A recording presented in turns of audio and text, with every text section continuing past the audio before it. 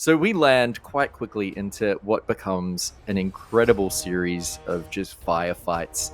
And then very quickly, people start dying, like a lot. And then it takes a little bit of time to realize that some of the people on the team are really bad with aiming their orbital strategies and are just unintentionally taking people out in panics as they try to fight. And we're kind of creeping our way across the map when all of a sudden all our stratagems go blank.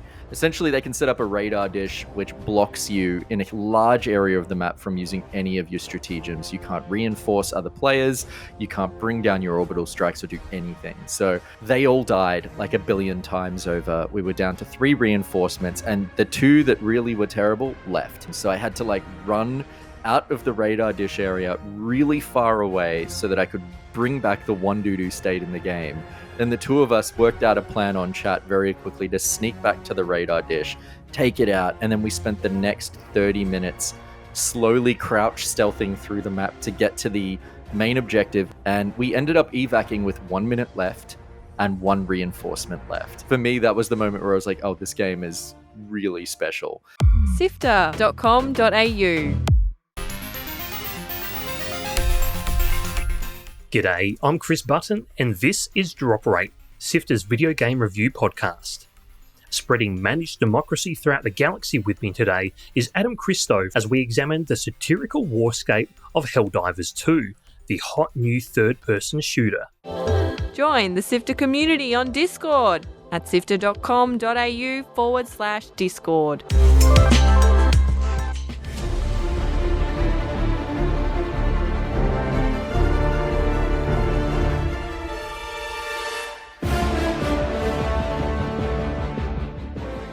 So Adam, to kick things off, can you explain the overall concept of Helldivers 2 and how the actual gameplay works? Well, I mean, where to begin? It's so it's a PvE extraction shooter, which I feel like is a soup of words. Those of us in the games world kind of know what those all mean, but essentially PvE, you're working together with other players. It's player versus environment, so this is not a PvP game where you're going to be shooting people. It's not like an Escape from Tarkov type game. And extraction shooter means you're going to be bussing into an area, completing a mission, and then trying to get out and survive as fast as you can. You play as a Helldiver, so you're a freshly thought out recruit blasted in from Super Earth to bring democracy to the rest of the galaxy and spread liberty and freedom everywhere. So there is like a distinct satirical tone in this game, which is very funny, very good. It reminds me a lot of the Paul Verhoeven camp classic Starship Troopers from 1997. Not so much the books, but definitely like the film adaptations idea of pompous camp, fascism, the military-industrial complex and war. But Helldivers 2 is also reflecting on the last 25 years of what we've seen globally. So it does feel like a critique of the war on terror, the Bush administration, the last 20 plus years of forever wars that we've sort of experienced with Middle East conflicts. The idea of like a mission accomplished banner just being unfurled like on a ship, for example, is very much the tone of this game, even though like thousands of people might be dying every second. It's an always online live service game as well. So note that is a part of this game, and there are minor microtransactions which feel not too terrible in this context. So that is a part of this genre, I suppose, now that we have to endure for the foreseeable future until something changes. But those are sort of like the key elements of this game. And you as a Helldiver are fighting against aliens. So there are 2 main alien races at the moment, the socialist automatons. Are they actually socialist? What's going on there? We'll never know. Super Earth's not going to tell us. And the Terminid threat, which is sort of like weird crab bug aliens, sort of, that's your classic Zerg or Starship Troopers type alien, xenomorph type that like burrows under the ground and explodes out and attacks you in swarms. And so gameplay changes quite dramatically between those 2 factions as well. But that, in a nutshell, is sort of what you're looking at. Yeah, and it certainly leads right out of the gate with a lot of those influences and tonally, especially with that lampooning of, as you say, the the industrial military complex, a lot of themes of nationalism and arguably one of my favorite phrases to come out of video games in recent years, the phrase of managed democracy. You're not just spreading democracy throughout the galaxy, it's managed democracy. So for what that means specifically, I'm not entirely sure, but it's very over the top, very very silly. It's played so straight that it's very clear that it's it's taking the absolute piss. It's taking the absolute mickey out of the superpowers of the world with these great big military sort of budgets and armies that use force to achieve whatever goals they set out to achieve. But it's really interesting, and the way that you sort of engage with this game, you start out on your own ship, which you can name from a bunch of presets to name it something silly over the top. Mine was the Sentinel of Democracy, something that on the surface sounds very cool, but it's actually very very stupid because of I named mine the Pride of Justice because I was like, we're gonna make this a gay hell diving ship, but like a really problematic one. Excellent. Because once you've got this ship and sort of you manage your armory, your sort of loadout, a lot of different things, but then you've got this war table where you can choose different missions to sort of set out to land and accomplish. But as Adam, as you mentioned, it is this sort of always online game where everyone playing is sort of contributing towards spreading managed democracy throughout the galaxy. So you'll notice on this war table there's various planets where you're quote unquote liberating from these bug aliens or these robot sort of type enemies, and over time these planets, with a lot of people finishing these missions, they sort of the percentage goes up in terms of how much have been liberated, and you sort of push them back and do more and more missions, go to different planets, do different missions. But then the interesting thing is when you choose a particular mission that you're going to do, you pick it on the map, you set out, you launch, get launched by this pod that jets you out onto the surface of whatever planet you're going to visit. And then you've got sort of this area which is, it's not fully open world or anything like that, but it's a relatively open setting where you've got this objective, whether, say, for the bug aliens, it's, okay, we're going to eliminate X amount of bugs, we're going to destroy their hives, destroy their eggs, and then we'll extract. But then there's a whole bunch of other sub-objectives you can do, which include foraging for resources to then upgrade your loadout, and the salvos that can be shot from afar from sort of the mothership, so to speak. So there's a few things where you can either mainline the missions or you can explore a little bit, generally with a time frame of about 30 minutes before you need to extract. But it's just a lot of fun because almost the minute you launch onto whatever surface it is you choose, you're bombarded with enemies, and collaborating with your teammates is such an important part of survival here.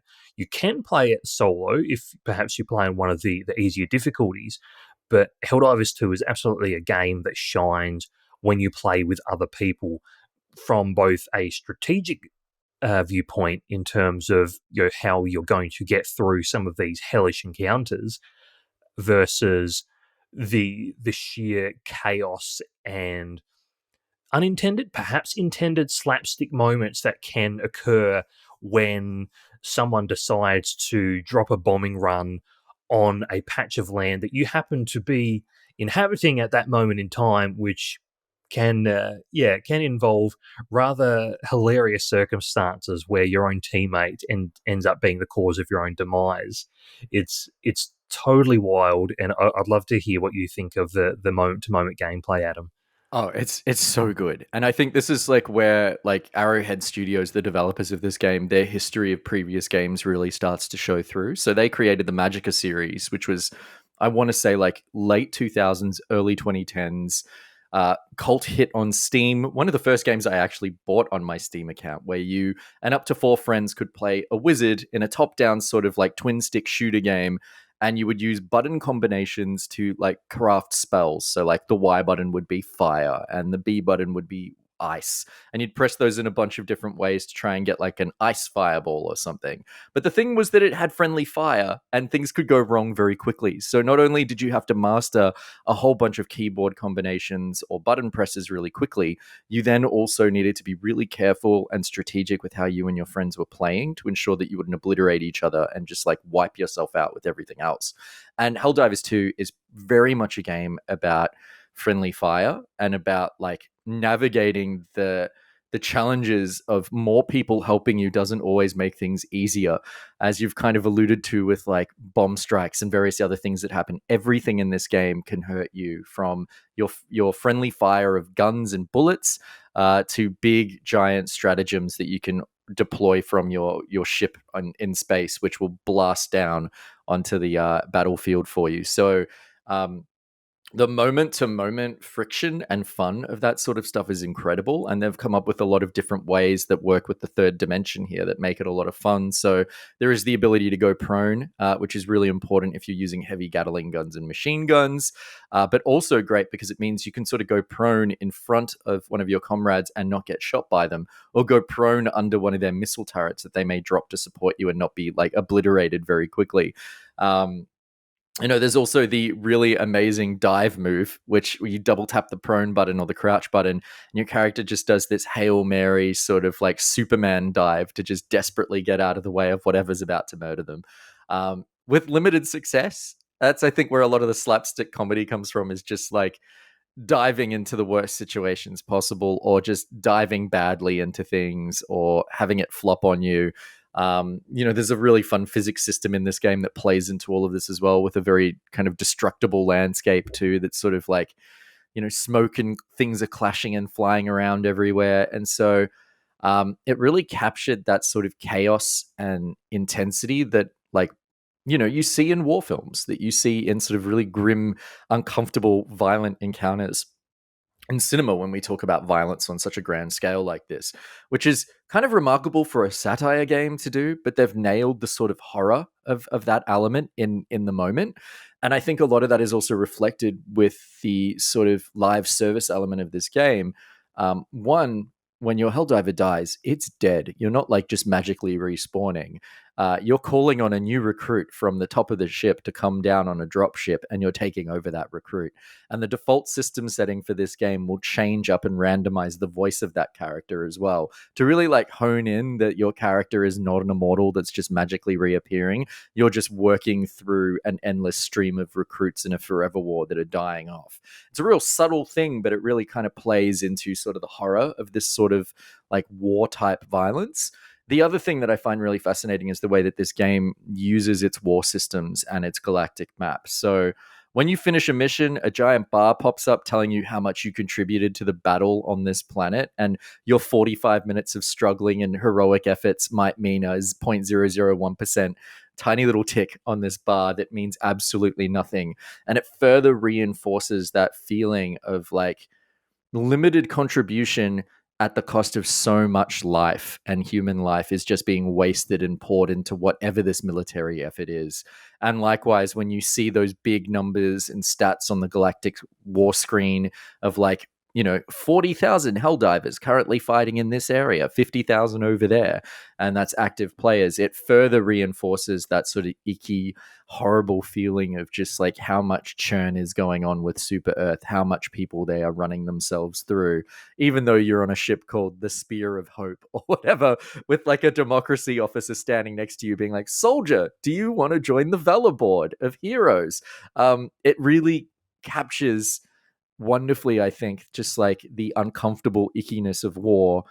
And then the moment-to-moment gameplay really hones in on that. While it's very fun and very silly, I think that if you are aware of the satire that it's doing, it's also quite unflinching and wanting you to stare directly into just how uncomfortable some of the themes of this game is at the same time as the fun in the camp of it. And I think that's a really hard thing to do. And I think that they've achieved it quite well with some just really subtle ways that their user interface works and the way that it sort of reinforces, I guess, the futility and finality of each Helldiver on their mission. And it almost feels kind of special when you finish a mission without dying, because you're like, this poor Helldiver got through, but it's definitely dead on the next mission. So no one has a long lifespan in this game, which is sort of grim to think about as well.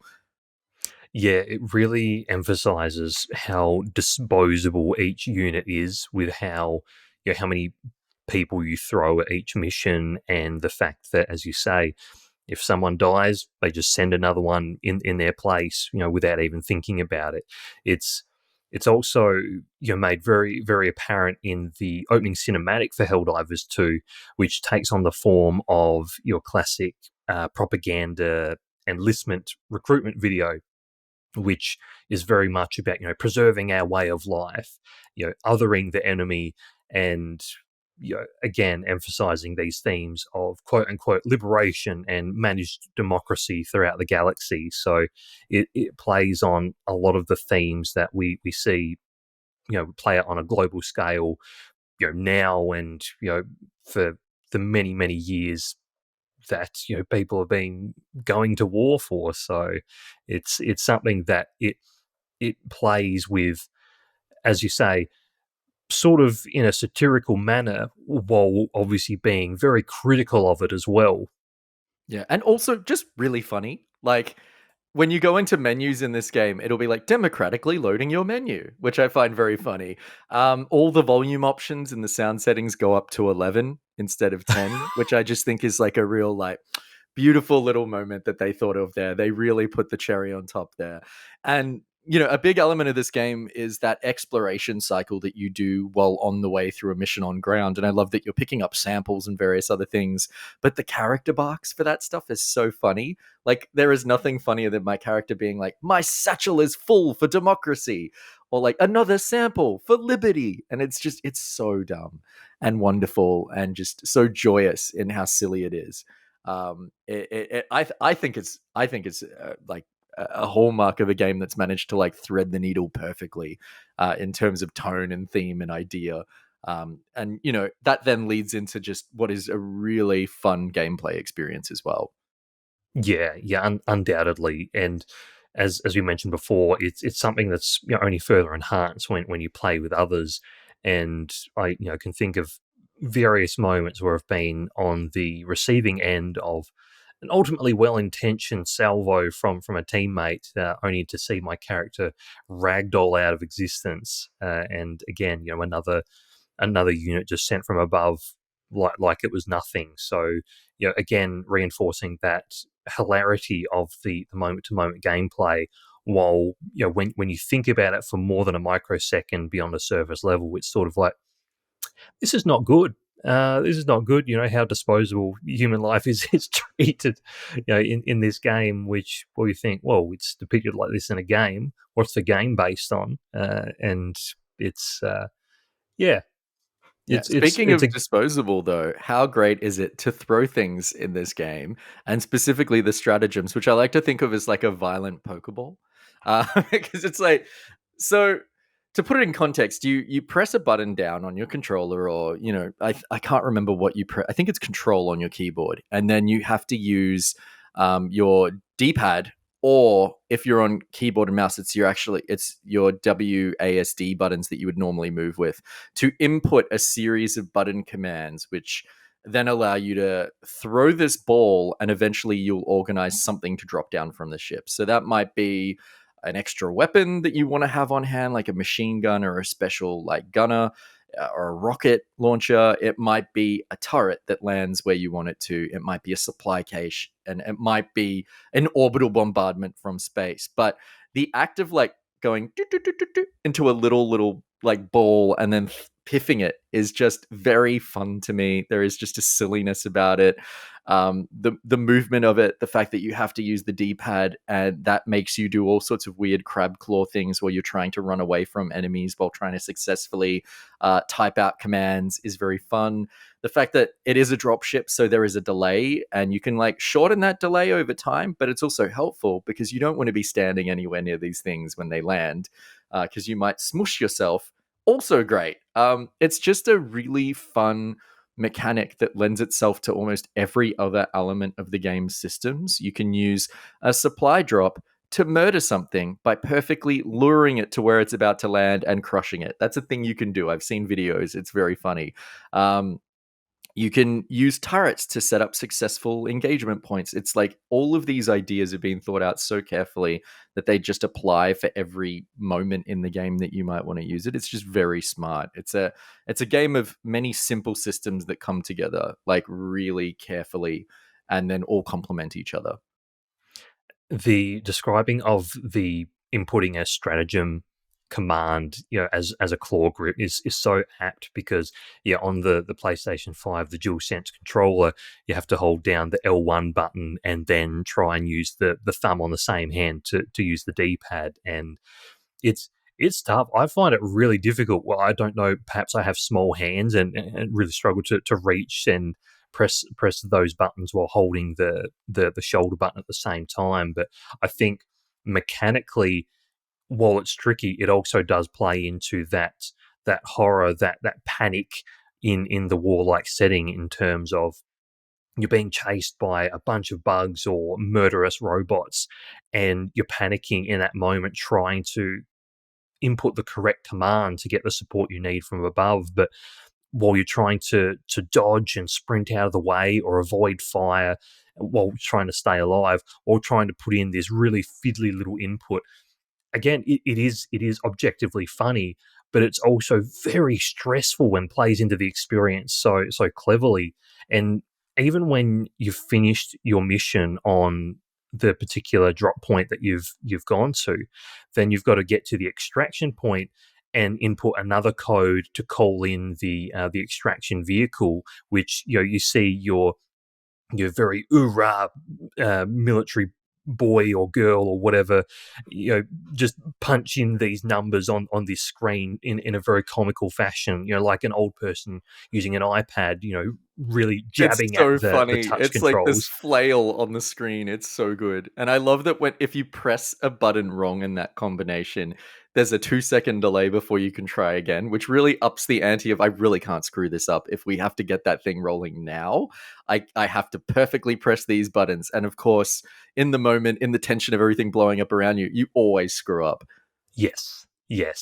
And this is a game built so heavily on moments, that there are so many moments that you encounter yourself or you create with your fellow players. Sometimes you have a very by the skin of your teeth escape from what was previously insurmountable odds, or there are times where you get absolutely set up by one of your supposed teammates, which has hilarious consequences. So, Adam, I'd love to know if there's a moment from your time with Helldivers 2 that stands out so far. Okay, I totally have one. So it was like 10 o'clock at night earlier in the week. I was like, I'll just do one quick mission and then I'm going to go to bed. And so I use quick play because I want to play with a bunch of people and I don't really want to start off solo. And I get thrown into the very beginning of a mission on like a very sort of foggy jungle planet with the automaton enemies in the background. So they have this sort of very intense red color profile that they have on a lot of their stuff, and they have lots of flags and stuff that feel very much like it evokes the motif of like something from Star Wars. It's got an imperial sort of element to it. They feel quite threatening, and they have these huge bases off in the distance, and they shoot red lasers at you. So we land quite quickly into what becomes an incredible series of just firefights, and then very quickly people start dying like a lot. And then it takes a little bit of time to realize that some of the people on the team are really bad with aiming their orbital strategies and are just unintentionally taking people out in panics as they try to fight. And so 15 minutes of this happens. We're down to half our reinforcements already. We've barely started anything in the mission. and we're kind of creeping our way across the map when all of a sudden all our stratagems go blank. And this was the first time I came across a radar station that the automatons can use. Essentially, they can set up a radar dish which blocks you in a large area of the map from using any of your stratagems. You can't reinforce other players, you can't bring down your orbital strikes or do anything. So my immediate response was pinging that area. We got to go take care of it right now before we do anything else. And so the two players that were sort of really loose and terrible went off in one direction. I went off by myself to just get rid of the radar dish, and I don't know what the third person was doing. And while I was sneaking my way into this base to take out the radar dish, they all died like a billion times over. We were down to 3 reinforcements, and the 2 that really were terrible left. Straight up left. At this point, I was like in the middle of fighting a bunch of robots on this radar dish, and I couldn't reinforce because I can't use any of my stratagems. So I had to like run out of the radar dish area really far away so that I could bring back the one dude who stayed in the game. Then the 2 of us worked out a plan on chat very quickly to sneak back to the radar dish, take it out, and then we spent the next 30 minutes slowly crouch stealthing through the map to get to the main objective, which was this multi-tiered mission to launch a rocket, which required lots of annoying fiddly swipe buttons and lots of running around while we're being bombed over and over. At one point, a grenade was thrown on me while I was trying to use a console, and I nearly died. And we ended up evacing with 1 minute left and 1 reinforcement left. And it just felt like an epic turnaround of what was a total just like shit show, basically, to use nice words. But for me, like a tense 45 minutes, a lot longer than I was expecting to play, but one of those moments where you and a complete random stranger come together and are forged in fire from the experience and trauma of just like everything going wrong at once. And I think for me, that was the moment where I was like, oh, this game is really special. There's something really good about what's happening here that I can't quite put into words. It's so apt, because the moment that comes to mind for me is similar, except there's less sort of anonymity involved, because I was playing with a few people that I know, and it was the automatons again. So there's something about these robots that evokes very stressful situations. Where when you choose a mission, whoever's leading the squad gets to choose a drop point. So you're shown a little map area, which I think is coloured in blue or grey for the most part, and you can see where the main objectives are, and you can also see where hot zones are, which are highlighted in red, sort of this red glow around a section of the map where there might be a nest or a factory or some point of sort of contested point where there's definitely going to be some conflict. But the not going to name names, but a certain executive producer of SIFTER decided that they would land right on top of the main objective, and I thought, okay, this is going to be a little bit of a hot landing, but let's go with it. And so, lo and behold, the mission starts. We slam into the turf or the dirt, whatever, with our pods, and immediately we are surrounded and just inundated with automatons, just raining hellfire upon us, and we're just overwhelmed, flanked by all sides, just dropping like flies, left, right, and center, and like. We're not going to get through. We've resigned to the fact we're not going to get through. We're not going to make it. We're not going to be able to do this mission because we are just so in over our heads, and we've already lost so many reinforcements. And it's like one of our first times playing on the medium, and I quote, the medium difficulty, which is a step up from the level before. And somehow, with one of us surviving, managed to, as you described before, do this Superman dive repeatedly. The dive, get up out of prone, dive again, just at this glacial pace, getting behind cover, and somehow managed to call reinforcements for the rest of us. So we were back in the game, and somehow, against all odds, we managed to push back this wave of robots, and we're like, okay, we're going to have to try do an early extraction because we've got no hope here. But we thought, well, we'll stuff it. We're here. We may as well have a crack. And we managed to, bit by bit, fight and claim one objective followed by the next. And it wasn't easy doing so, considered that we were on the back foot from the get-go. But we managed to do it. We managed to extract, with barely any time left, but it was just how hot that drop was, and the stress and the anxiety and the panic that all of us felt in that moment, that sort of shared moment and shared experience, that we were stressed, but we're laughing and giggling all the way through. And afterwards, sort of the palpable relief and the release of tension that we all felt, thinking, yeah, that was a little bit stressful, and all we could do was laugh due to how ridiculous the situation was. But Helldivers 2 is just filled with those moments where it manufactures these. They're not set pieces in terms of there is a set thing that will happen at a particular moment, and then another thing will happen.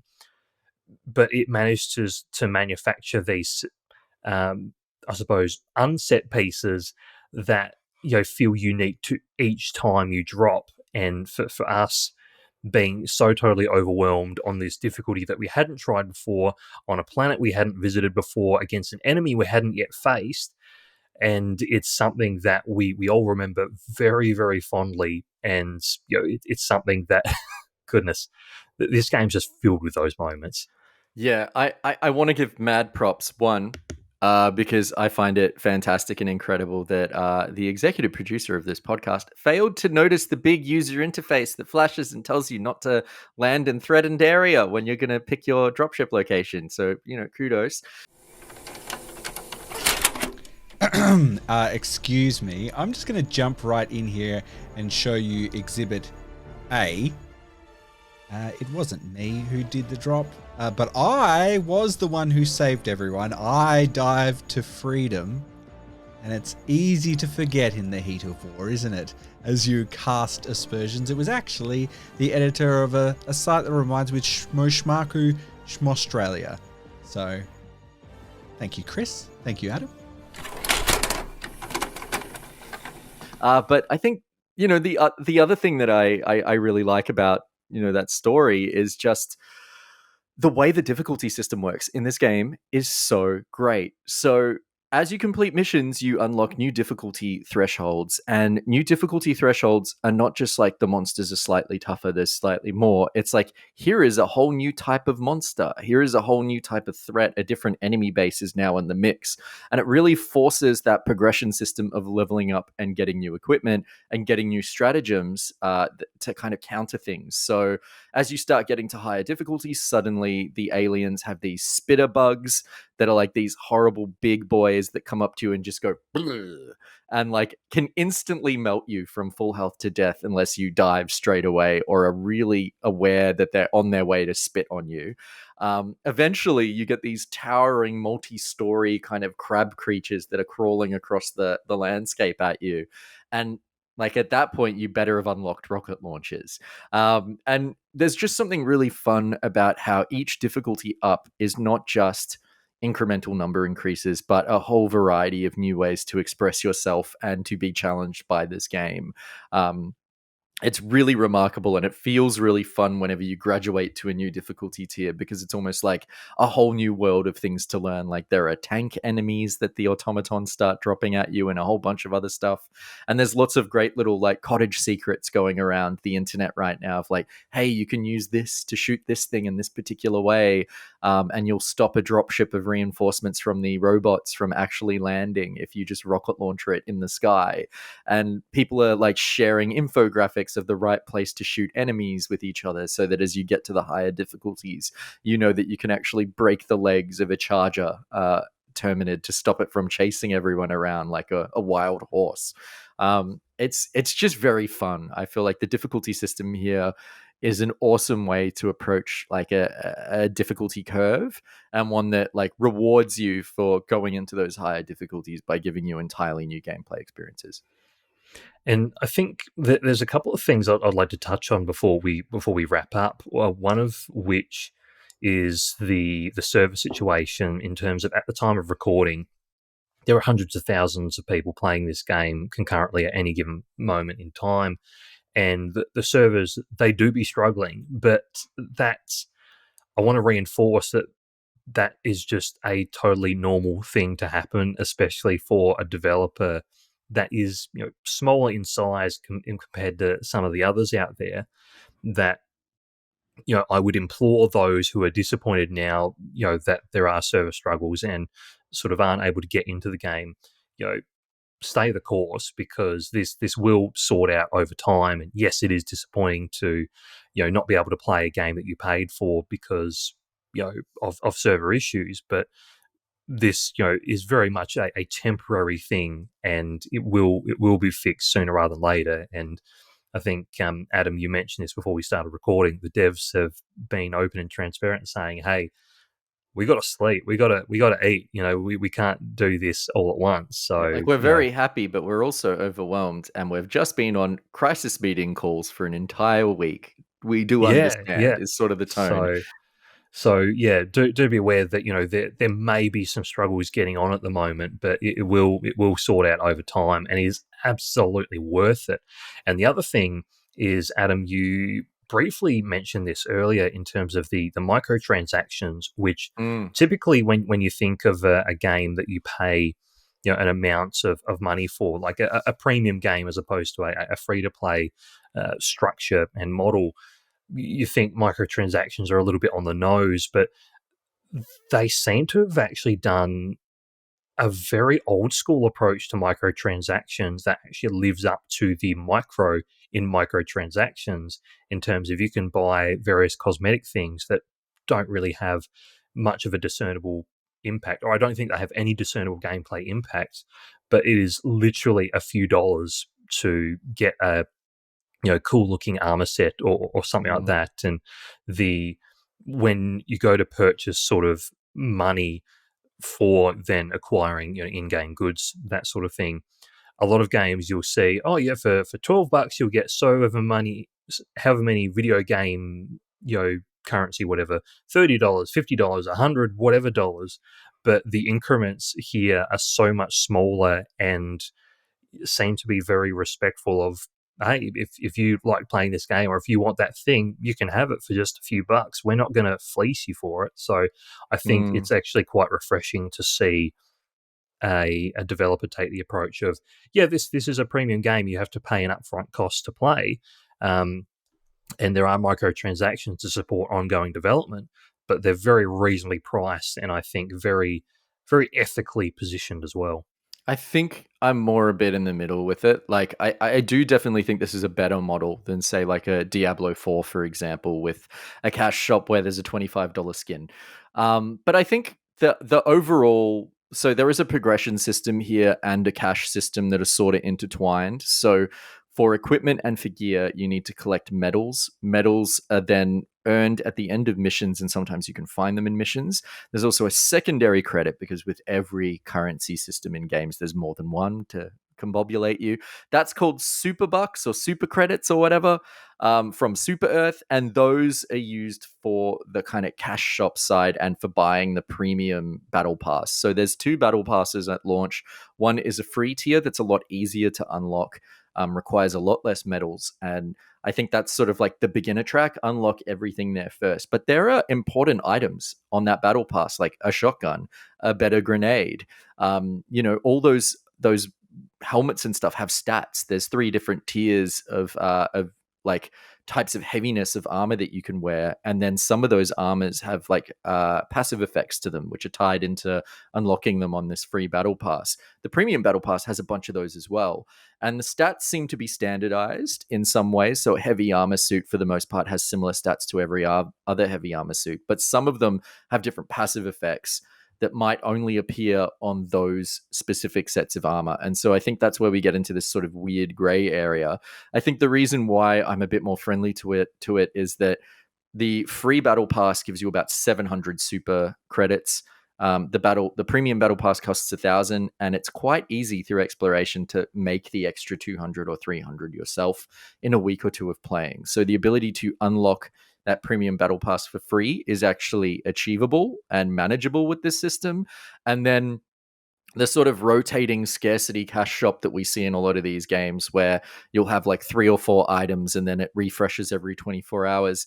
The most I've seen something to be purchased there has been about 150 or 200 of those super credits, which is something achievable that you can find by searching in the game through some regular gameplay, and doesn't feel like something that I would have to spend 2 months of hoarding my microtransaction cash to like eventually purchase. So at least it feels like stuff that I might be able to actually acquire without spending additional money on.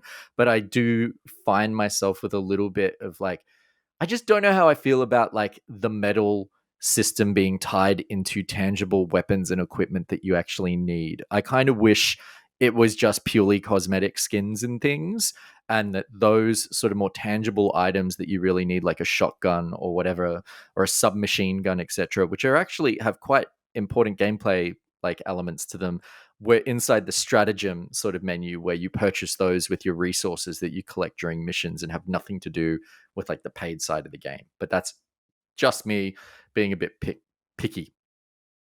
And I think it's a totally fair and valid point to make as well, in terms of, you know, acquiring weapons and armor is separate to how you would upgrade those other systems, which serve an equally important part to the gameplay loop.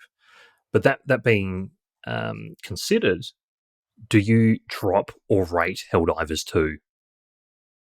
I mean, I want to say I drop, because like that's what you do in this game. You stop, drop, and roll. You drop from the sky. You drop things on things.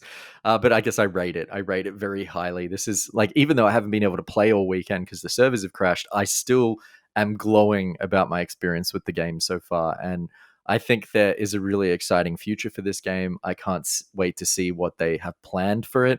The developers already have come out in the last 24 hours saying our original plan for support for this game is shifting now, and we are going to be a bit more ambitious, hopefully, with what we want to actually bring into the game in the future, which is really awesome. I think they've created something really special here, and it's a PvE like extraction shooter that feels really fun, that has a great sense of tone about it, looks gorgeous, and doesn't feel like it's going to just be this, I don't know, you know what I mean with these PvE extraction shooters? It feels like one comes out every 14 months by Ubisoft, and we're like, oh yeah, it's one of those, and then we sort of throw it away.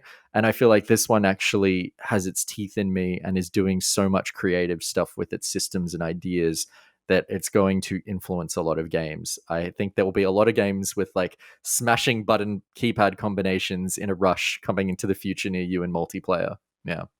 It's a rate.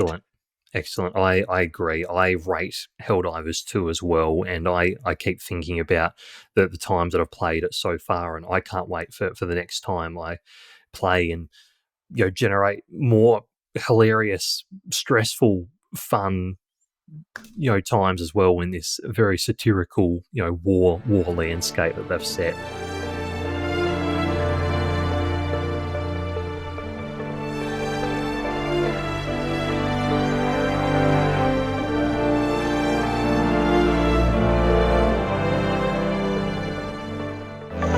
Articles to read, podcasts to listen to, and videos to watch on sifter.com.au. This has been Drop Rate by Sifter, our video game review podcast.